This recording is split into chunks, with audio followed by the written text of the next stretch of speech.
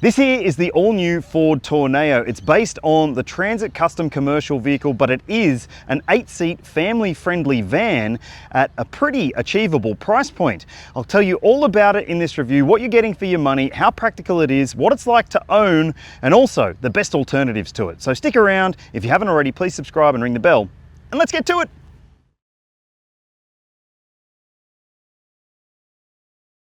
At launch, there are two different versions of the Tourneo available in Australia. The entry-level version, this one here, is called the Active, and it starts at $65,990 plus on-road costs. And to me, it seems like pretty good value straight off the bat because, well, you're getting 8 seats as standard and plenty of great equipment as well. On the outside, you'll see things like LED lighting, front and rear, 17-inch alloy wheels, this hardcore-looking body cladding. It is a front-wheel drive van, people, but at least you're getting roof rails as standard too. And when it comes to accessing the vehicle, you've got keyless entry and power sliding doors as well, but you don't get an electric tailgate, and we'll get to why that's a problem shortly. But inside, you'll find things like a 13-inch touchscreen media system with Apple CarPlay and Android Auto wired and wirelessly. As I mentioned, you're getting 8 seats, you get tri-zone climate control, manual seat adjustment up front, heated front seats, and a 5G embedded modem with sat-nav and Ford Pass app connectivity. So if you're buying this for your family and if one of them is of driving age, you can keep an eye on where they are using that app. Now, there's also a higher spec version available. It's called Titanium X. It's just over $70,000 before on-road costs, and it gets you extra features such as a fake leather interior trim finish and also electrically adjustable front seats. It gets different looking 17-inch alloy wheels. You can add 19s if you want for $1,000 extra. And it also scores a panoramic glass roof, a Bang & Olufsen sound system, and crucially, a 360-degree camera system, which you can't get on the entry-level grade. And I really think that should be standard on a car like this. It's a family car, and well, a reversing camera, that was okay 10 years ago. Not so much in 2025, in my opinion. But let's talk about some alternatives to this, because there are some really, really good ones out there, and you might know some of them already. The first and best alternative to this, in my opinion, is the Kia Carnival. It is a fantastic 8-seat family people mover, and there's a few different options to choose from. Plenty of options, in fact, including the choice of a V6 petrol engine or 2.2-litre turbo diesel, which is the pick of the range in my opinion, and there's a new hybrid one as well. But if you're buying the hybrid, you have to spend up to the high-grade version, and well, it gets a little expensive at the top. You can check out my review of the Kia Carnival and the hybrid review as well. I'll link them both in the description. And another option you might want to check out is the Hyundai Staria, which is excellent as well. It's very big and very bold. You might not like the look of it, but it's also got the choice of diesel and petrol, and the diesel engine in the Staria has all-wheel drive as well. So if you know you're going to go adventuring, it could be a great 8-seater for you and your fam. And finally, if you are thinking, I want a car-style drive experience from my big family-friendly van, it might be worth having a look at the new generation Volkswagen Multivan. It's available in a few different specs, in 2 different wheelbase lengths as well. So if you need a really, really big one, you can get it. If you're okay with a little bit less space, it might be worth considering the short wheelbase. And, well, it does have the same sort of powertrain offering as this, diesel front-wheel drive, but with plenty of great spec and tech on the inside too. Would you pick any of those? Or maybe you should check out my playlist in the description below for all of my People Mover reviews. Being based on a commercial van, it is a big unit, but it's a smaller big unit than some of the others that I mentioned earlier on. You'll see the dimensions on your screen now, and look, yes, you have to deal with more than 5 meters of length. It's pretty wide as well, and it's pretty tall too. So if you're worried about car parks, it might be with good reason. But if you are also worried about driving a big vehicle, well, maybe you should have been watching Netflix instead. Now, let's have a look at it in a bit more detail. So you've got LED lights at the front. It does have this silver bash plate sort of finish underneath to make it look more like a crossover than a actual regular old people mover. But there are some things I want to call out that might give you the shits with this design. So firstly, if you need to fill up, you have to open the door to open the fuel filler cap, and that can be frustrating. There's also AdBlue down there, and that might add to your considerations for this vehicle. But there's one other thing that I really like about it. You do have electric sliding side doors. So if I step back now, you can see that that will open up nice and wide to allow access to the 3rd row if you are using it. We'll get into the third row shortly and I'll show you what the space is like. There's also an opening window there if you want it. And at the rear, I think the design is pretty tidy. Again, the bash plate look underneath the bumper there. And let's have a look at this boot, because there's something I want to call out about it that isn't ideal either. It's manual. So yes, it's also a very big boot. And if you're parking, like reversing into a parking spot, that might be a consideration because it does poke out a long way. And if you're a shorty, it might be another big consideration, because I'm 6 foot tall and I can reach this pull tab to close the tailgate, but little ones might not be able to. Now, there's lights up there, and if I press this button down here, those lights will turn on. And these lights are swivel adjustable, so you can basically stand under the tailgate if you're watching your kid play soccer in the rain or something. That's pretty neat, I reckon, and it is a big tailgate. But let's have a look at this third row up position. So yes, there is plenty of boot space on offer here, and these are set in their rearmost position, the seats, so plenty of usability, but some shortcomings when it comes to the actual practicalities in the boot. So there's one light on that side as well. You don't get any shopping bag hooks. There are some little cargo hooks down the bottom there, and it is a nice low load in height as well. But yeah, it's not necessarily as practical as some of the others in the segment. And now I'm going to show you, you can move these forwards and backwards using just one hand if you're super strong like me. So pull that tab and slide it forward. And this one, it's a bit harder. Yeah, okay, right. There you go. So that's what it looks like with those seats slid further forward on the rail system. And it means you will have heaps and heaps of space, especially if you're planning to load things up tall in the back there. Now, underneath the boot, you'll also find a Space Saver spare wheel, which is a nice bonus to have, and certainly more accessible more easily than in some other people movers that you might be looking at.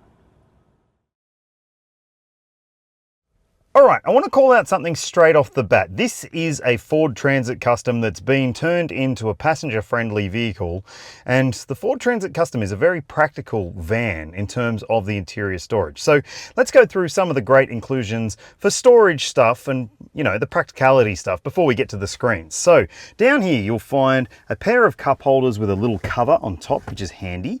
There's a key spot there. The key ring doesn't actually help with that. Down there, you'll find a wireless phone charger and USB-C and A ports and a 12 volt too. And when it comes to other storage, you've got decent sized glove box there and another glove box up the top there, which is pretty handy, and a storage box on top of the dashboard too, with more USB-C ports as well. So if you were going to run a dash cam, you could probably run it a bit more neatly there than anywhere else. And up the top here, sadly, you do get a manual flicky mirror rather than an auto dimming. And if this is full of faces, I reckon it'll be pretty hard to see out the back of. No camera mirror on offer in this vehicle, which is a shame in my opinion. You've also got vanity mirrors with illumination, which is great, and a little extra storage spot there for maybe your tickets or something like that. Same on the other side, but no vanity mirror. So yeah, make sure that everyone's happy to look their best when they get where they're going. Now back to the storage stuff. You've got cup holders on the edges of the dash, which is really handy. And I think that that will be appealing to families especially. There are multi-tiered door pockets. Let me just zoom out so you can see. So you've got a section there and big storage sections down below with bottle holders as well. But there's no center console area, and that might be a concern for some, but at least you do get these very nice adjustable armrests. Now these seats are pretty bloody comfy, I have to say. This cloth trim finish really is quite good, although look at that, it's already got a little stain on it, which is not great and might not give you the best confidence that it's going to last as well as it should for a family car. And now let's get to the tech on offer here. You've got a 13-inch touchscreen media system with wireless and wired Apple CarPlay and Android Auto, and it will take a little bit of getting used to. It's unlike some of the other sync screens that have come before it, but it's also very similar in some ways. And what I mean by that is, well, you've got your climate controls only on screen, which could be frustrating for some. You have to go in there to tap there to get to the fan rather than just turn a knob, and your temperature control is on screen there as well. You've got heated seats in this entry-level grade and multi-layer heating as well. You've got a recirc button there, which is good to see. You can turn off the aircon there if you want to. Oh, the aircon's just finally kicked in. You've got a demister down here if you want it to go on to demist. Here, you'll find a button to press to adjust your driver safety systems. If you don't want some of those systems on, or if you do want them on, you can do that through there. And there's also a drive mode selector. So you can see there, you've got a few different drive modes to choose from. And on this side below the screen, there's another couple of handy buttons. You can press those to open or close the rear doors. And down here, you've got an electronic park brake, which is cool. Now, there's normal vents, which is a nice thing to see, and more vents over there as well. And the finish on the dash is pretty tidy, I reckon. This square looking steering wheel is a bit strange, but you will get used to it pretty quickly if you've done Ford driving in the past. It's got pretty logical controls on the steering wheel. Nothing to really talk about in too much more detail there, but I do want to call out the column shifter for the gear selection. That will take some getting used to, especially in a world where lots of them have gone to twist forward to go forwards and backwards to go backwards. You have to tap down to go into drive and up to go into reverse. Old school, but I like it. You've also got a manual shift mode if you want to take matters into your own hands, and the park button is on the end there too. In front of the driver, there's another screen as well, and that's where some of these controls on the steering wheel will come into use. You can jump into different menus and see different elements of the drive experience. If you want to see what your trip computer is showing, you can jump in there and have it up at a glance, or you can configure it to look different if you want to. So that's pretty neat. I reckon you'll get used to it pretty quickly. And generally, the front seat experience and the design is not too bad. Not perfect, missing a few things, but let's see what the space is like in the second and third rows, because that might be where this thing gains some ground. Okay, this seat's set for my driving position, and where I'm sat right now, I've got plenty of space still. Lots of knee room, fair bit of foot wiggle room as well, although there's a bit of a kick plate there that gets in the way. And headroom is not too bad either. For someone my size, I'm 6 foot, like I said, plenty of space above. There's grab handles up there, a little coat hook, and you've got lights in the corner there too. You've got speakers above, and up here you'll find a climate control system, so you can adjust the temperature that's going into these vents. Yes, there are vents plenty in the back, including in the third row too. And let me show you what happens if I slide this seat back a bit.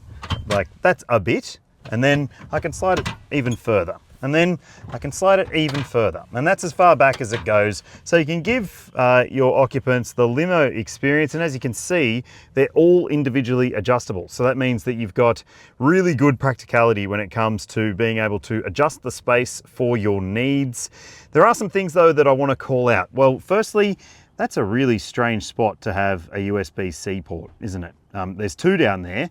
And also, there are map pockets on the seat backs, but they look really quite badly finished, these seats. They're not very well designed, in my opinion.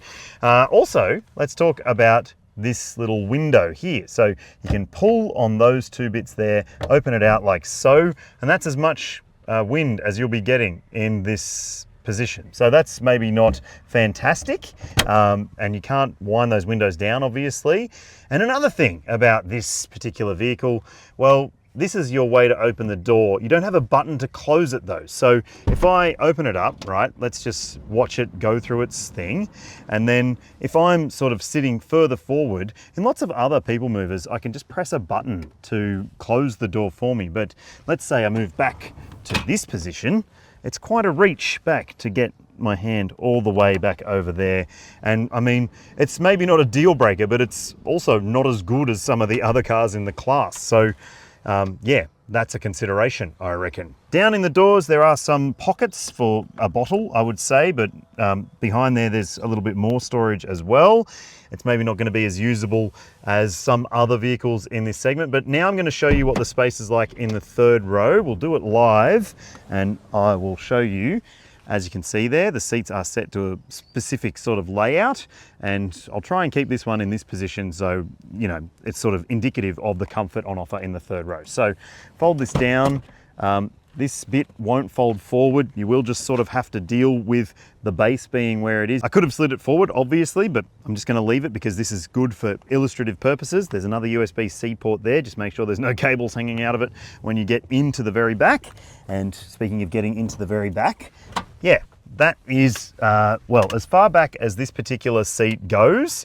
The other seats on this side go back a little bit further because of the design here, but it is very, very roomy. Again, I've got enough footroom if I position them correctly. Headroom, again, not too bad at all, plenty of space, those vents in the back, another grab handle, more lights, and in the back here you've also got a little cup holder on the side. No blinds in the back, but it's a nice dark tint, so that's good to see. And also, I should call out, it's probably critical for family customers, there are ISOFIX points in the window seats in the second and third rows. So ISOFIX points here and there, and top tethers for all three. And you can also fold down this middle seat to be an armrest with cup holders if you want to, but it's also got top tether, and those two seats there have ISOFIX too. So if you do have a big brood, well, this could be a fantastic choice for you because the space and the comfort is actually pretty impressive. It's just some of the convenience features that are falling a little short.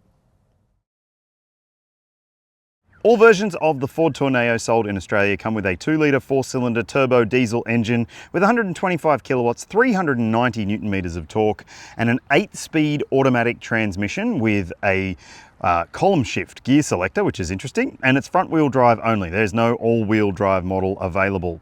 Now, we might want to also consider some of the weights on offer for this vehicle. So I'll put the curb weight on your screen. It's not super light, but it does have a decent gross vehicle mass if you're planning to load it up, and the payload is decent too. And so is the towing capacity. 2.5 tons brake towing capacity for the Tourneo lineup. Not bad at all. Let's go drive it and see what it's like. All right, what's it like to drive? Well, let me say I was so impressed with the Transit Custom commercial van in the way it drove, and this, well, still very, very good in terms of the drive experience. Obviously, it's designed for family comfort, but it is still pretty enjoyable to drive. Like, you're not gonna go getting Ford Fiesta ST sort of thrills out of this experience unless you're a bit perverse like me, but then I think you will be pretty happy with it because the comfort and the maneuverability of it is another big consideration. Like, it has a very comfy ride to it. It's very maneuverable in terms of the steering. Going over speed humps, I mean, you do feel them, but they're certainly not uncomfortable in the cabin. And while I've only had the driver's seat experience, I haven't been able to be in the back while someone else is driving, I'm really taken by it. I think it's a great thing to drive, super duper comfy and extremely livable feeling. Now, obviously, visibility is a big consideration for a vehicle like this. You do have dual pane mirrors, so you've got sort of normal view and then a more convex view below to help you see your surroundings a little better. So you can see pretty well around this vehicle, but like I said, it doesn't have a surround view camera system, just a reversing camera. And while that's okay, it's certainly not as good as it should be for a family car like this, in my opinion. It should just be standard because, well, just imagine. I don't need to go any further than that, do I? Now let's talk more generally about the visibility. Like I said, the mirror up here is not too bad, but if you have a full busload of kiddos, it might not necessarily be as easy to see out the very back as you would hope. But over shoulder vision is pretty good. You've got lots of glass behind you, so you can sort of see around it pretty easily. And I think that's important. Further to that, of course, you've got blind spot monitoring and rear cross traffic alert, so you should be relatively safe in a mix of situations.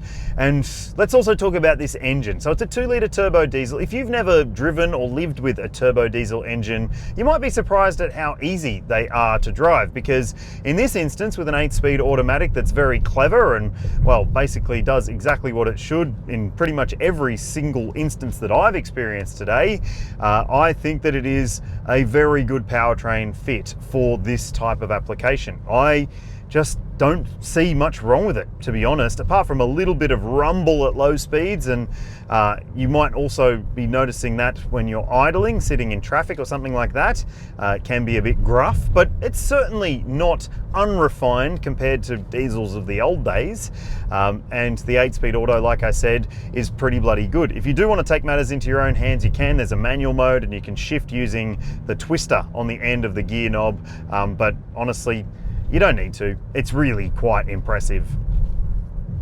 And also beyond that, the safety technology here is very agreeable. It's got speed sign recognition, but it doesn't beep and bong at you. It doesn't have a driver monitoring camera, so that won't give you the shits either. And it's just a very likable experience more generally. I really, really like it.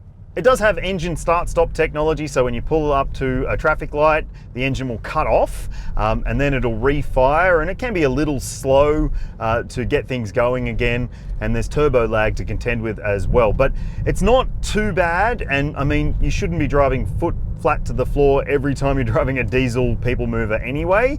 And for me, it's pretty agreeable more generally. So what about fuel consumption? Could be a big consideration for a family rig like this.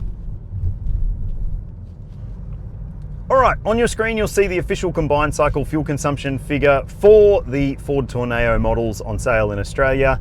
And it's a relatively good number. And if you can achieve it, I reckon you'll be happy. If you're wondering what I've seen across this rather brief test drive, mainly contained to the suburbs, as you probably will be, you'll see that number on screen now. And I think that is, again, pretty bloody respectable. And when it comes to the fuel tank capacity, that number's on your screen too, so you should be able to get decent driving distance out of a vehicle like this. And just keep in mind that you do need to keep the AdBlue as part of your equation. That will add a little bit of cost to the running of the vehicle, but it's all in aid of trying to lower the emissions for a diesel vehicle like this. So to me, it's worth it.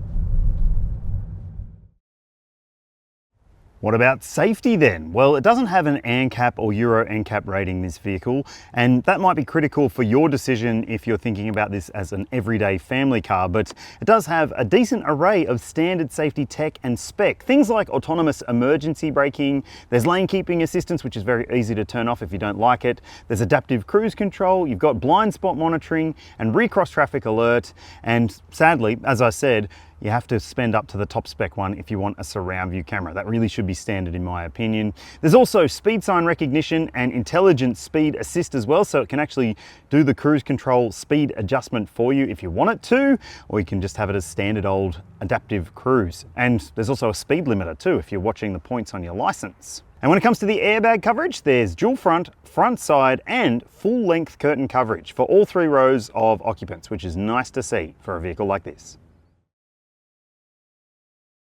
Ford Australia offers a 5-year unlimited kilometre warranty for its model range, and the Tourneo also gets that.